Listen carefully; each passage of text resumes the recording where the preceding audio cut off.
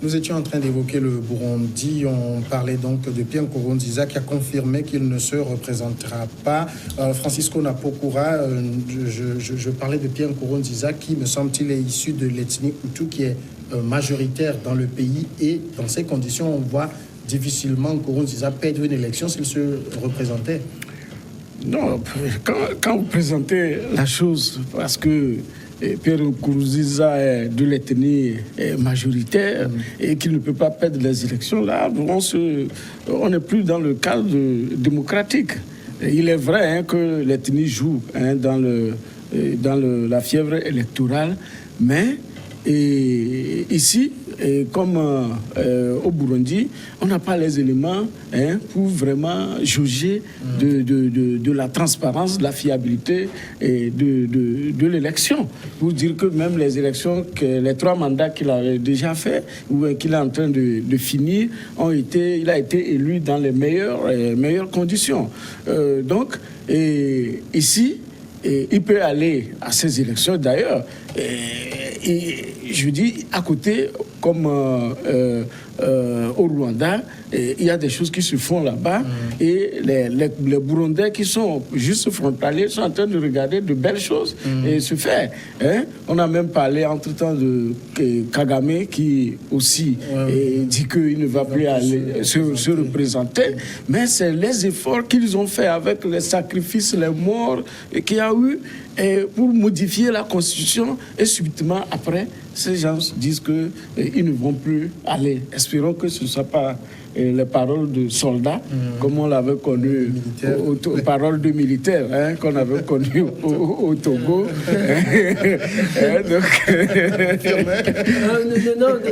Vous savez,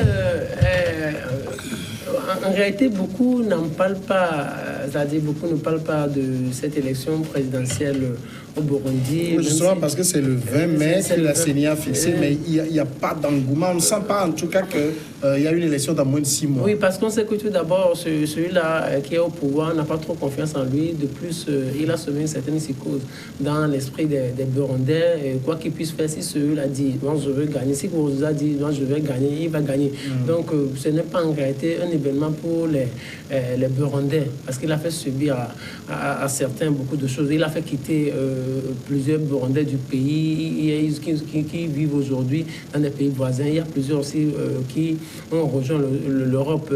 Vous savez, avant que la commission d'enquête des Nations Unies ne fasse même son travail, il a fallu parce qu'elle était interdite du territoire burundais, et il a fallu qu'elle appelle par téléphone les Burundais qui sont à l'intérieur avant d'avoir certaines informations. Et pour avoir d'autres informations, il faut consulter les Burundais qui vivent dans les pays voisins et en Europe.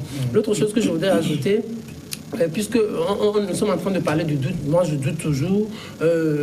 Mamadou, vous avez parlé de Mamadou Issoufou, c'est ça, non? Du Niger, oui, Mamadou Issoufou du Niger. Aujourd'hui, quand lui parle, on sait tout d'abord que lui ne peut faire le contraire de ce qu'il dit, parce que le Niger a traversé des périodes difficiles. Le coup d'État récent a marqué beaucoup l'esprit des Nigériens, de ceux-là qui ont succédé à Mamadou Tandja. Mamadou Tandja, en février 2009, était en plein conseil des ministres et les militaires ont débarqué et l'ont pris. Donc ça a secoué un peu le pays. Et au niveau du Burundi, Germain, on n'est pas non plus, quand on regarde, je pense, depuis 2015, on est en 2020, on n'est plus dans une situation très instable. Pierre Nkurunziza va dire, en raison de la situation, je m'invite à nouveau, je reprends les commandes. Non, ça va. Je pense que je le disais aussi depuis l'année dernière avec la nouvelle constitution, donc qui a aboli l'accord d'Arusha, qui était venu régulariser un peu la situation après la guerre civile de 1993. Et donc aujourd'hui, les choses évoluent.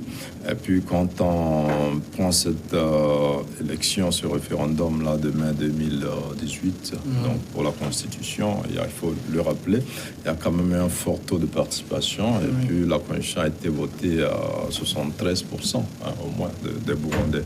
Ce qui fait que Nkurunziza aujourd'hui sait que la prochaine présidentielle, s'il est candidat, il va la remporter. Au regard de la tendance, c'est que les Burundais. Bon, maintenant, on pourra critiquer les conditions de tenue de ce référendum, mais dans leur majorité, les Burundais étaient favorables à la révision de la Constitution.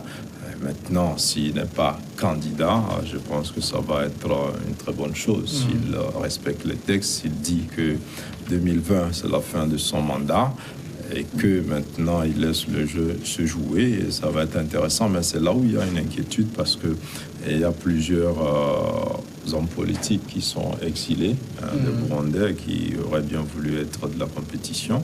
Il y a une opposition qui est tolérée dans le pays, mais qui n'est pas assez puissante aujourd'hui pour remporter une élection. Donc il faut plus de conditions pour que le jeu soit équitable. Et puis à 5 mois de cette élection-là, je ne vois pas comment ce cadre pourrait être suffisamment amélioré pour permettre à une certaine opposition de remporter les élections dans ce pays. Non, un mot encore? Oui, moi je trouve que le cas de, comment vous l'appelez, de l'Angolais qui venait de se passer, c'est bon. RDC plus ou moins acceptable. Et il faut, Mamadou Tandja, on l'a dit tout à l'heure, et vous l'avez dit, c'est vraiment appréciable. Quand vous allez au Niger aujourd'hui, vous sentez que les gens veulent vivre. Si ce n'est pas le terrorisme là qui est en train de détruire le pays, sinon l'élan que le Niger a pris d'ici quelques années, 10 ans, je crois que nos pays vont envier vraiment le Niger. Donc il en va pour le Guinéen, le professeur Alpha Condé. Il n'a qu'à être clair, je ne vais plus aux élections. Et comment il s'appelle, l'autre qui est à côté là, Ivoirien, Alassane Ouattara, ailleurs, tous ceux qui ont l'intention de faire un 3e, un 4e mandat, qu'ils disent que nous n'allons plus aux élections. Mais si le pays, non, quel peuple? Eux-mêmes, ils doivent avoir un peu d'amour pour eux-mêmes. La manière dont les trimballent dans les caniveaux, là, c'est pas normal. On va continuer avec le second sujet. Vous avez fait un peu le parallèle. C'est la Côte d'Ivoire que nous allons évoquer tout de suite.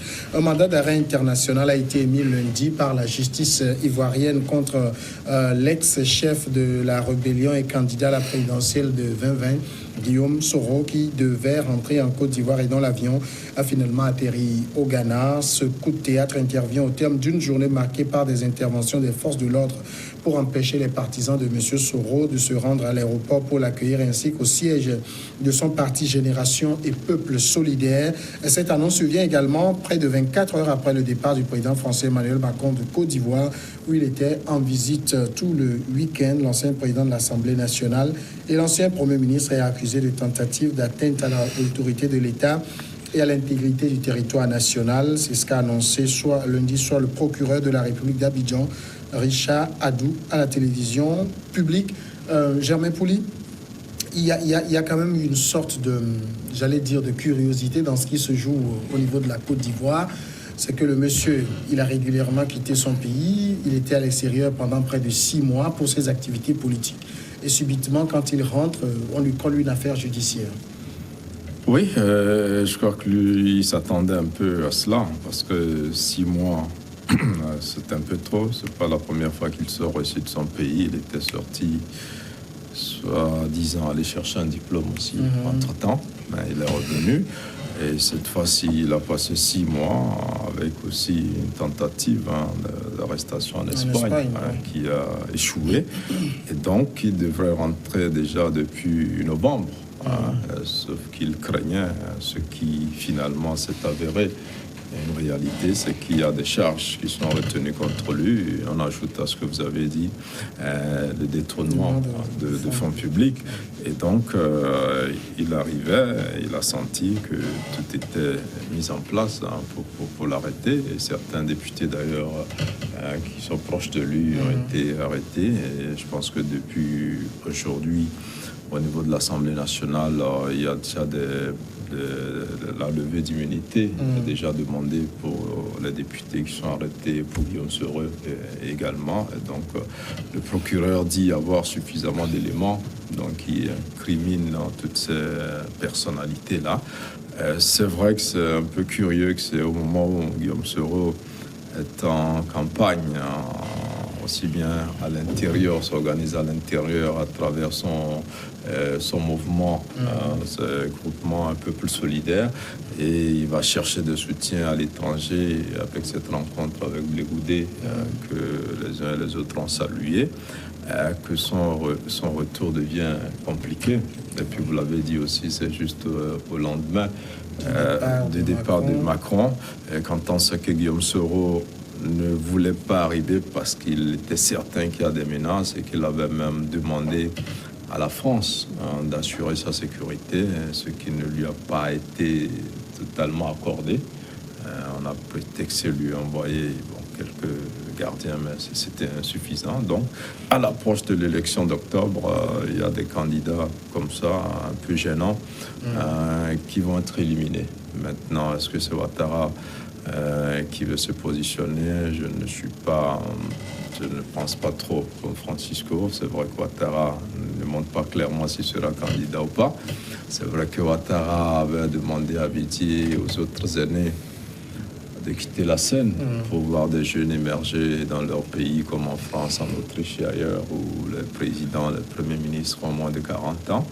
Mais aujourd'hui, c'est un concurrent de taille qui est en train d'être éliminé de la course à la présidentielle, et ceci pour des raisons à la fois politiques, mais aussi un chef des arguments sur le plan judiciaire pour essayer d'organiser cette élimination. Est-ce que, à travers ce qui s'est passé, ce que vient de subir Guillaume Soro, on peut dire qu'Alassane Ouattara essaye d'écarter tous les potentiels gênants pour son dauphin à lui? Oui, bien évidemment. Ouattara sait ce qu'il est en train... Il sait ce qu'il fait. Il maîtrise bien son jeu. C'est lui qui est au pouvoir. Il a quelque chose derrière la tête. Je voudrais dire la chose de façon très banale et simple. Ouattara ne veut pas de Guillaume Soro au pouvoir. Il ne veut pas de Guillaume Soro parce qu'il sait que Guillaume Soro le connaît. C'est Guillaume Soro qui a contribué à son ascension au pouvoir. C'est Guillaume Soro qui a vraiment combattu pour lui au nord du pays. C'est Guillaume Soro qui l'a sauvé en 2010-2011 en lâchant Laurent Gbagbo. C'est Guillaume Soro maîtrise un peu ses secrets. Et Guillaume Soro même a dit entre-temps que s'il ouvre la bouche. Donc quand il y a vous voyez le gars parler ainsi, se comporter ainsi, vous avez vraiment peur de lui. Et la première chose que vous pouvez faire sur le plan politique, c'est de le cater. C'est ce que Ouattara est en train de faire. Ouattara sait que si Guillaume Soro arrivait un jour au pouvoir, son avenir sera vraiment difficile et il y a la CPI qui pourrait l'attendre. Donc il peut faire écarter tout le monde et avoir son dauphin en lui, le positionner après et peut-être partir après. Ouattara peut briguer notre mandat, ce n'est pas trop cher à Ouattara. Mais c'est qu'il veut s'assurer un avenir paisible. C'est tout ce qui lui importe. Mais je voudrais faire deux petites observations. La première chose, bon, Ouattara il est en train de faire de la politique et tout ça, mais ce qu'il viole un peu les droits de l'homme, il monte un peu les choses comme on le fait toujours, en parlant de détournement de données publiques, de déstabilisation, tout ça, ce sont des choses qu'on entend souvent dans des pays en difficulté ou au moment où on veut écarter son adversaire politique. Mais la deuxième chose que je voudrais, c'est que en réalité, on devrait se moquer de Guillaume Soro.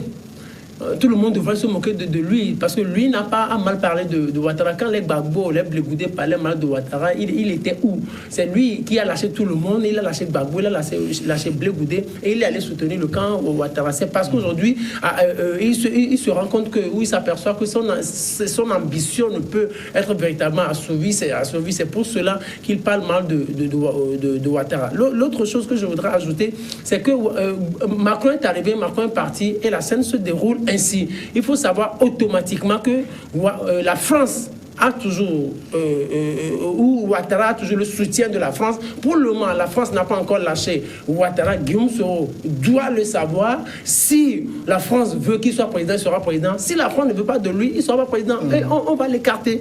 On va l'écarter comme cela est en train d'être fait. Le procureur Francisco disait que des éléments en possession des services de renseignement établissent clairement que le projet de déstabilisation, bien sûr, devait être mis en œuvre incessamment. C'est curieux parce que on n'arrive pas à comprendre en tout cas. Bon, et qu'on attend que ce soit le jour où l'avion approche d'Abidjan pour annoncer tout cela. Oui, tout d'abord, je voudrais mettre un petit bémol par rapport au titre qu'on donne et que la presse française donne à Guillaume Soro, ex-chef de la rébellion. Pourquoi il y a une communication maintenant vous sentez qu'il y a une communication même de la France contre Soro. On ne doit pas se laisser que c'est la France qui fasse nos présidents. Et il faut que les Africains le comprennent. Moi, ce qu'il y a, c'est que ça me fait honte que Ouattara fasse comme quand on était petit, quand tu as ton Ouattapolo et que les gens te dribblent, tu prends, tu mets dans sous les voilà, et puis tu dis bon, on ne joue pas. C'est ce que Ouattara, que si par exemple ces aînés, les autres, les doyens, que les doyens disent qu'ils n'iront pas avant que lui dise que ça c'est enfantin. C'est trop enfantin. On l'a suivi même dans le cas du franc CFA, où il a dit qu'il n'a jamais, quand il a travaillé à la BCEAO, il n'a jamais vu un Français. Mais c'est lui-même qui dit après que les Français vont se retirer. C'est trop enfantin. Le même avait déjà dit qu'il n'a jamais rencontré Ocampo. Oui. On a vu que... Oui. Voilà, l'ex-procureur de la Cour internationale. Ouattara, je l'ai apprécié quand, comment l'appelle-t-on, Houphouët l'avait nommé Premier ministre. Houphouët savait, mais il a fait Premier ministre. Il a fait ce qu'il fallait pour redresser la Côte d'Ivoire avant la mort de Houphouët. Et bon, avec leur querelle et choses, il est parti. Mais aujourd'hui, ce que Ouattara fait, tout ce qu'il a fait encore, quand vous allez à Abidjan, même quand vous suivez même la chaîne régionale où on parle des œuvres que réalise comment l'appelle-t-on, la Côte d'Ivoire, ce ne sont pas les petits marchés de Niantougou que nous inaugurons.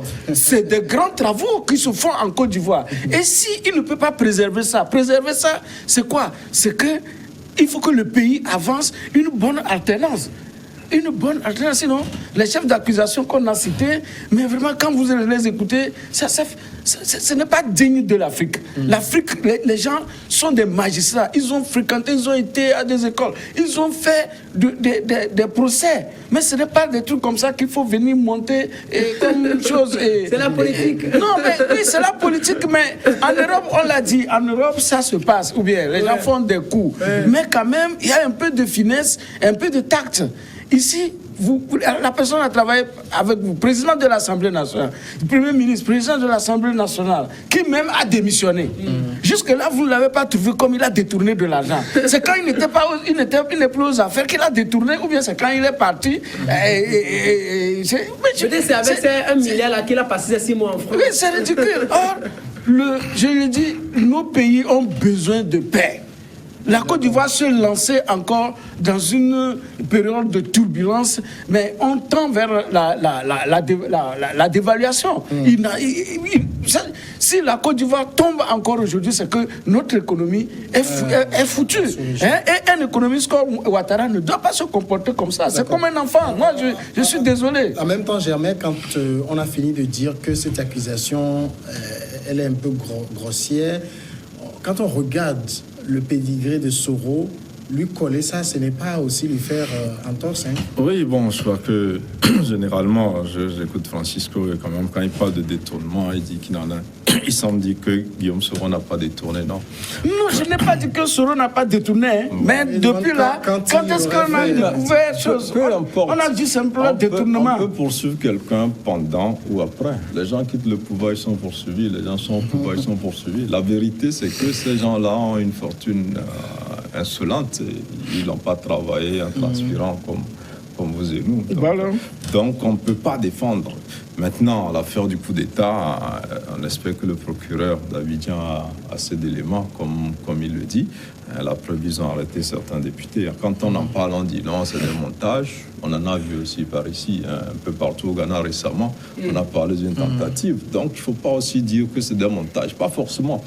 Maintenant, on sait que toute cette cabale judiciaire-là, l'objectif, c'est d'éliminer Guillaume Soro de la course. S'il n'avait pas cette ambition, peut-être personne ne parlerait de l'argent qu'il a détourné, personne ne dirait. Et puis, c'est un ancien chef de guerre.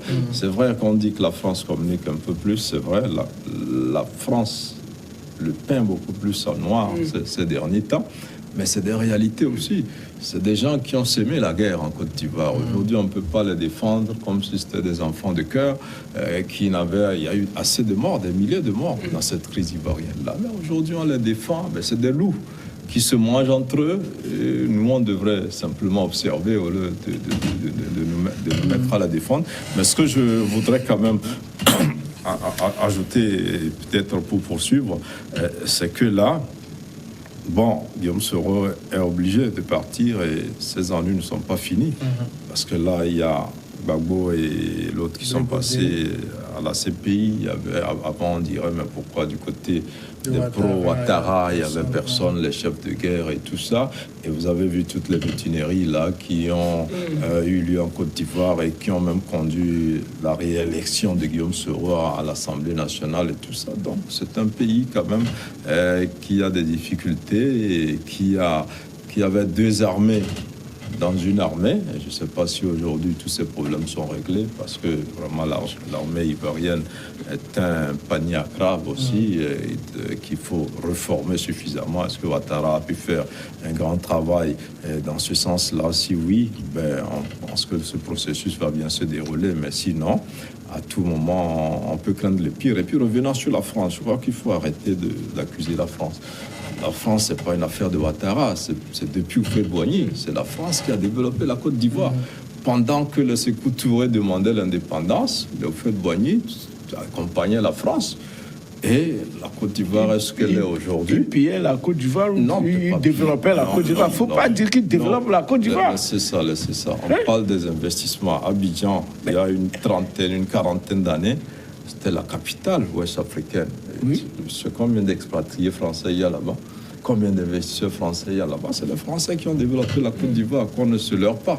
Donc aujourd'hui, pendant que les autres parlaient de CFA, c'est Macron et Ouattara qui annonçaient aussi leur fin du franc CFA. C'est une image qu'on doit comprendre. Le président français vient, au lieu de réunir tous les autres présidents pour parler de la fin du franc CFA, c'est avec le seul président ivoirien qu'il en parle, donc c'est symbolique. Donc je pense qu'il ne faut pas qu'on se trompe. C'est un couple qui est vieux depuis de 50 ans, hein, donc ce n'est pas une affaire de Ouattara et la France, de Macron et Ouattara, c'est beaucoup plus vieux que ça. Et puis c'est les relations que l'Afrique traîne avec les puissances coloniales. Alors il y a Germain qui avait voulu ouvrir une petite parenthèse sur laquelle je vais revenir. Quand on voit ce qui arrive aujourd'hui à Guillaume Soro, et on se rappelle qu'il y a seulement quelques semaines, la procureure de la CPI disait oui, maintenant nous avons un certain nombre d'éléments qui nous permet de prospecter dans le camp Ouattara. Et on voit ce qui arrive à Soro.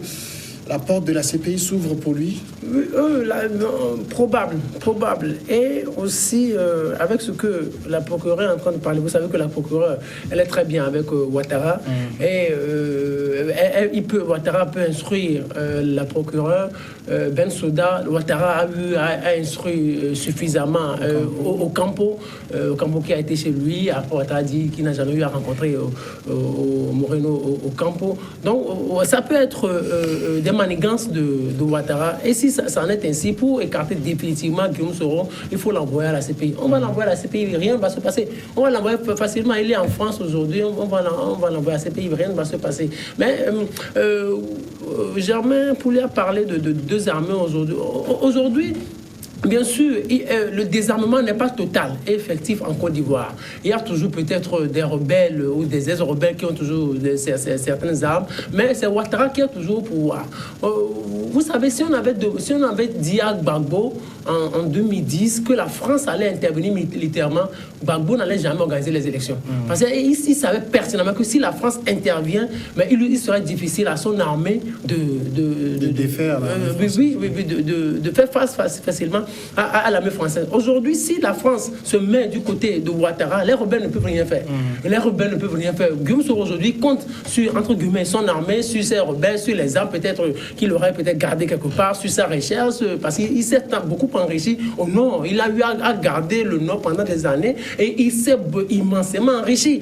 Si on veut aujourd'hui faire sortir certains de ces dossiers, mais les Africains, beaucoup d'Africains vont se détourner de lui. Aujourd'hui, une chose est sûre, c'est que Ouattara a le soutien de la France, il a le soutien militaire de la France. Et aujourd'hui, les portes sont en train de s'ouvrir un peu. On est en train de lâcher un peu au Guillaume Soro. Les portes sont en train de s'ouvrir un peu. Bientôt, si il continue, il veut continuer, entre guillemets, pas embêter, entre guillemets, je dis, pas embêter Ouattara, on va bientôt lancer un mandat d'arrêt international contre lui, et puis la CPI va le prendre et il va rien faire pratiquement. Francisco, le mandat d'arrêt international contre Soro, qui va l'exécuter? De la France. Il est actuellement en France. Hein. Il est en France. Mais là, c'est qu'il faut vraiment passer par des magistrats, parce que là, au moins, il y a quand même une certaine, un certain professionnalisme que les gens, que les gens ont. Mais oui, non, mais pour les magistrats, il y a quand même un certain, parce qu'il y a le processus pour pouvoir envoyer quelqu'un, extrader quelqu'un, ce n'est pas Vous aussi... connaissez l'affaire Clearstream avec Dominique de Villepin? Ce n'est pas facile, mais c'est ce qui arrive comment l'appelle-t-on, à Soro Guillaume, bon, c'est lui-même, hein. Il aura voulu quand on continue de sacrifier. Chez nous, c'est Ali Bawa l'a dit, ça doit faire tout au diable, un jour finira par toi. C'est ça, donc il a servi. Et donc, il est en train de servir. Voilà, donc c'est ça qui est en train de lui arriver. Et donc, pour exécuter le mandat d'arrêt, il est en France ou en Espagne, je ne sais pas. Il était parti en Espagne, il est arrivé en France hier ou aujourd'hui. Tous ces gens-là, c'est des Français.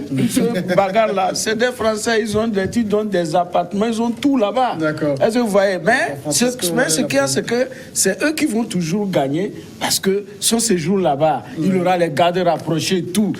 On est en train d'enrichir encore. Voilà. D'accord. On va aller à la pause, c'est la grande, et on revient après le journal.